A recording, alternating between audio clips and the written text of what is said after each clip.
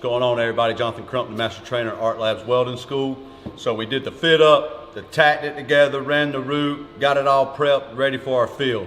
So today what we're going to be doing, we're going to take our 7018 rods here and we're going to fill our 3G plate here with 7018.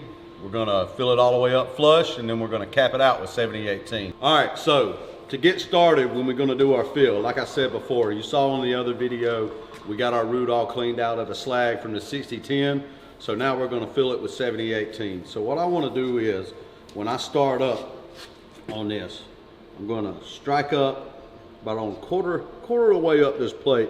I'm going to strike it up and I'm going to slowly drag it down to the bottom, and when I hit the bottom edge, I'm going to start running and pushing this rod up this plate through that gap.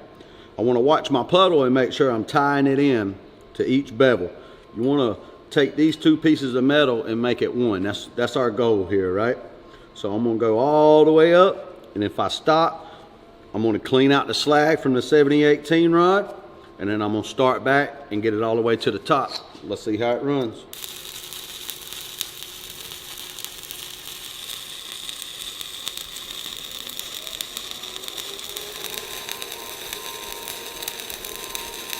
All right, so we just got done running our hot pass. That's our first pass after our root.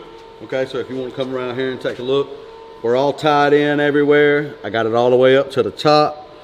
Looks good. I got the slag out. Don't got no slag trapped in the corners. You always want to make sure that you get all that slag out of them corners of the weld if you got any in there. If you do, we're ready to run our next pass.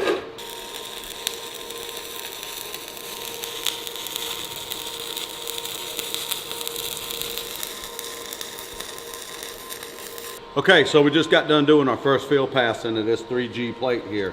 All right, so normally it takes me about, after the hot pass, maybe 2 fill passes to get this thing right at flush, depending on how fast you run. If you run a little slower, you're gonna build up a whole lot more metal and it'll take you less passes. You run a little quicker, you might have to add a little bit more passes in there.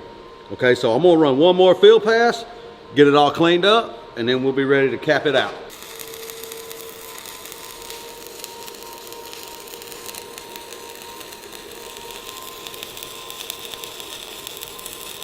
Okay, so just got done filling this thing up. We're right at flush here.